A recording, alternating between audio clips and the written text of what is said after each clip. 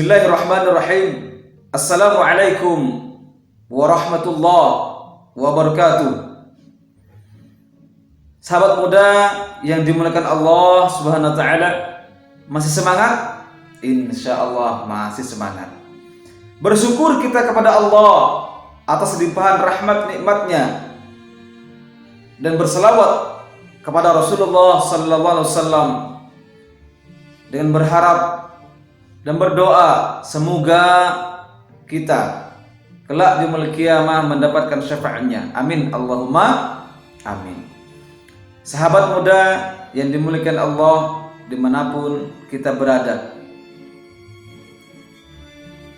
semoga Allah senantiasa memberi kekuatan serta keistiqomahan dalam menunaikan ibadah, baik ibadah fardiyah atau jam'iyah.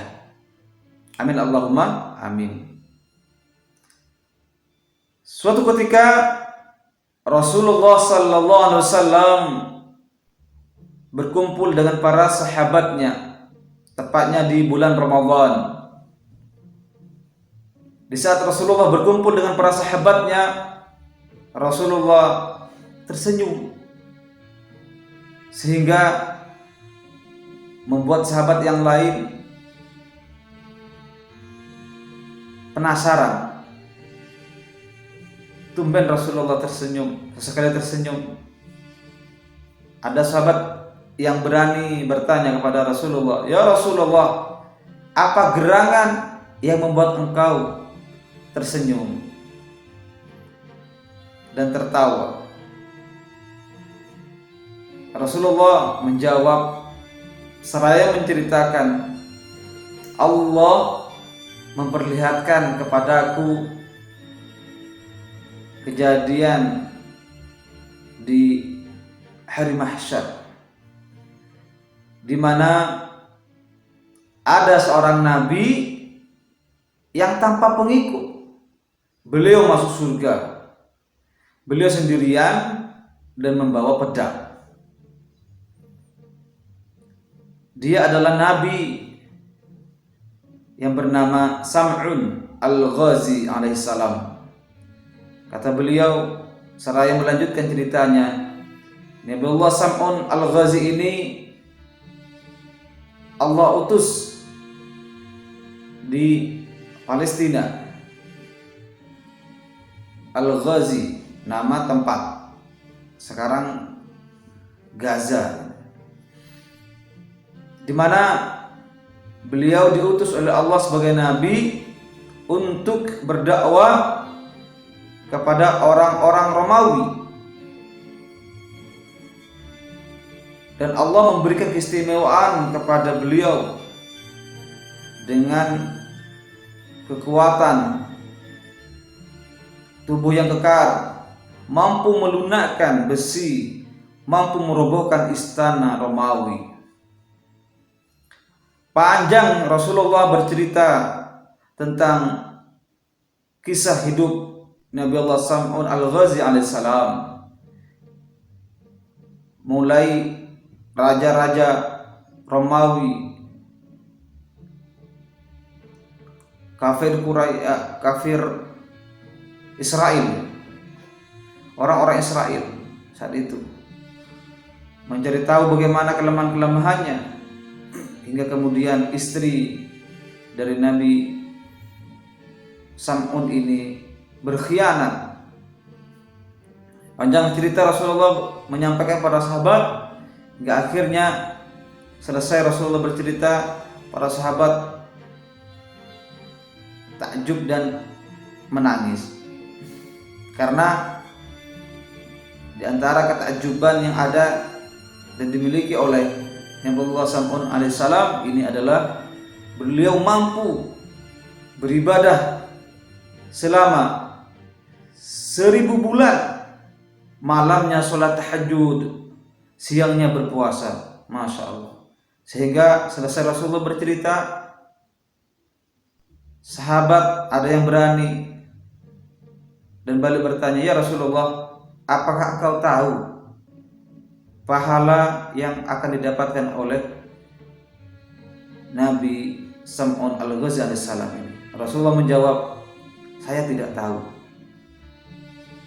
Sesaat kemudian datang malaikat Jibril atas perintah Allah agar menyampaikan, wahai Muhammad, aku diutus oleh Allah untuk menyampaikan pesan kepada engkau tentang Lailatul Qadar.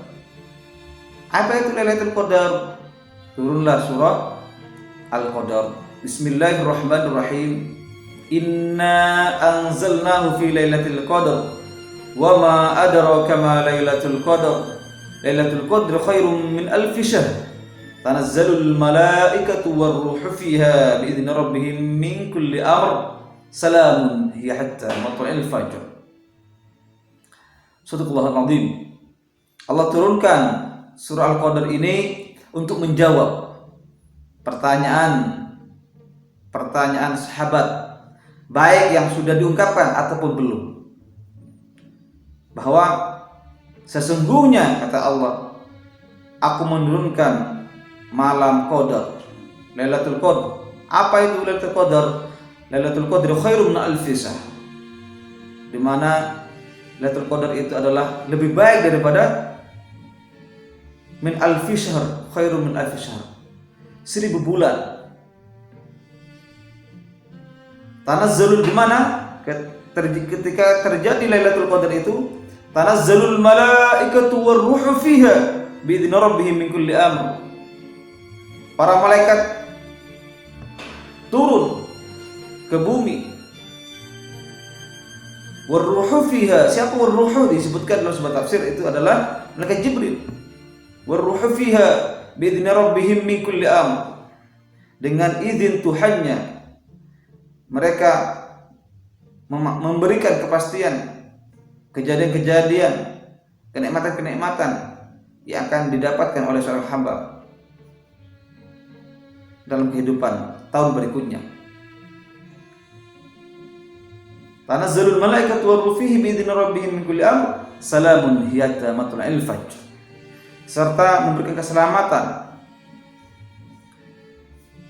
di mana keistimewaan Lailatul Qadar ini hingga sampai fajar tiba. Ketika sudah fajar tiba, malaikat Jibril memanggil semua para malaikat.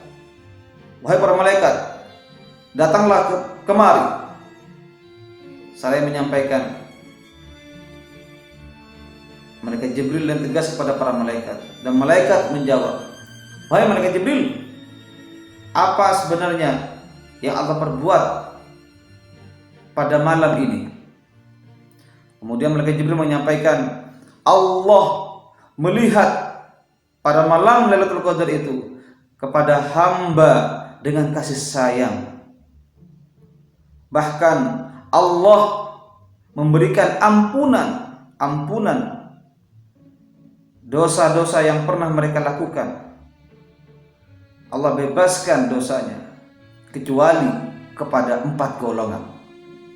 Kata para sahabat, ya Rasulullah, bukan para sahabat, kata malaikat, wahai malaikat Jibril, siapakah 4 golongan yang mereka tidak mendapatkan kasih sayang rahmat Allah dan ampunan Allah?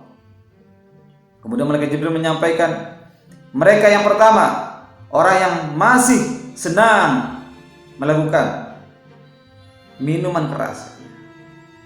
Orang yang senang masih minum keras, minum arak. Kemudian yang kedua, mereka yang durhaka kepada kedua orang tuanya, masih mementingkan keluarganya tanpa menghiraukan kehidupan layak tidaknya orang tuanya. Bahkan nyaris barangkali, na'udzubillah, tidak memberi kebaikan-kebaikan sedikit pun selama orang tuanya masih hidup. Yang ketiga adalah golongan yang mana mereka memutuskan silaturahim, tali silaturahim. Golongan yang ketiga ini adalah orang yang senang memutus tali silaturahim, senang bermusuhan dan lain sebagainya.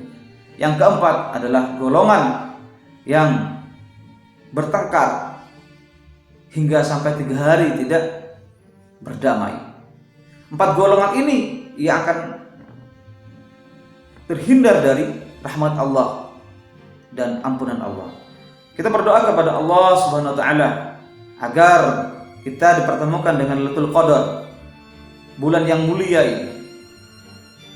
Karena barang siapa yang bertemu dengan Lailatul Qadar ini, Allah akan memberikan keistimewaan kepada dirinya, bahkan 1 tahun berikutnya Allah memberikan kebaikan-kebaikan. Semoga kita diberi kekuatan meraih nilai takwa ini dengan menyambut Lailatul Qadar, dengan memperbanyak zikir kepada Allah, membaca Al-Quran, dan berbagi kepada yang membutuhkan. Demikian, semoga ada hikmah dan manfaat. Ihdinas siratal mustaqim. Wassalamualaikum warahmatullahi wabarakatuh.